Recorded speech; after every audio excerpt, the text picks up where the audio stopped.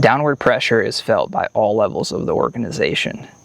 Over the years as a recruiter, I've had the chance to work with hundreds of leaders, all at different levels within the organization.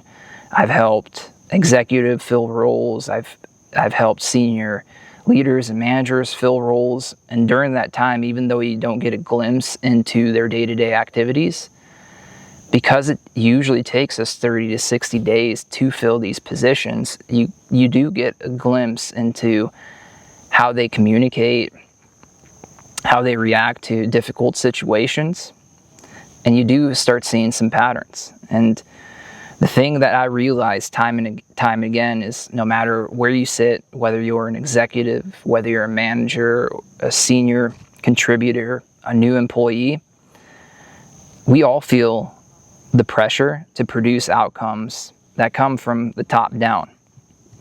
And let's be honest, in corporate, revenue is usually the driving factor in this downward pressure. It drives our workload, our bonuses, our reductions in force, and even our growth. We can't really control how each of these levels manage that pressure, but what we can control is how we handle it before it gets to the people below us. I've seen both sides. I've seen leaders that do a really, really great job of absorbing that pressure, filtering it, and protecting their teams from the unnecessary chaos. And I've seen leaders who, quite frankly, just struggle and they hide. And they kind of let all that pressure kind of spill downward and let other people deal with it. And all that creates is confusion. It can create stress, frustration for the people who have the least control. But here's the truth. The things that you don't handle, somebody's got to handle it. Whether you're a leader or whether you're a contributor, it doesn't matter what level you're at. You got to remember that you got to show up every single day. All of us, I think, want the same thing at work, and it's a place that feels safe. It's a workload that seems fair for everybody. It's communication that's clear, concise, and on time. It's a plan that makes sense and, quite frankly, a reason to show up. Because I don't want to show up every day to something that I'm not happy with. And what makes or breaks that environment is how each of these levels handle the cards that they're dealt. We can complain, we can deflect, we can gossip, but those things, they really don't solve anything. They usually just create more toxicity at the workplace. Instead, I think what we should do is speak up, and speak up more consistently. If we don't have enough people to handle the work that we have, then we should say something. And yes, there are financial constraints sometimes, and we can't grow the team.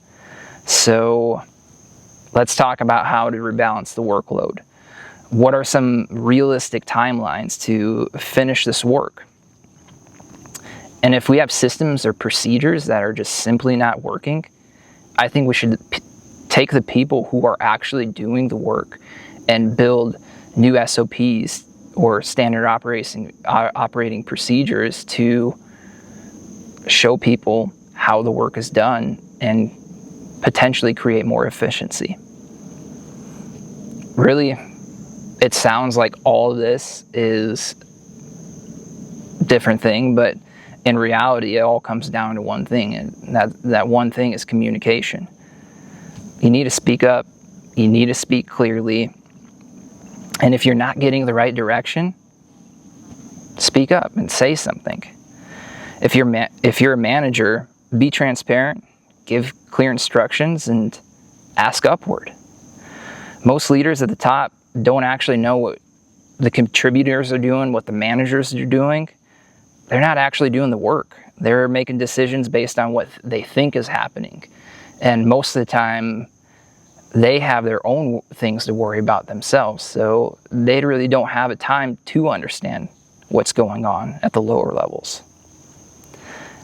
And that's why I believe that communication needs to grow at each of these levels. It's not to create more work, and it's not to step outside of our roles, but it's to help us all understand the reality in things. And when we do that, decisions stop being made from assumptions and start being made from actual experiences. If you're not a leader by a title, you can lead through communication. You can influence the environment that you're in. You can either add to the pressure, or you can help carry it in a way that makes the whole organization stronger. Be a part of the solution and not the cycle.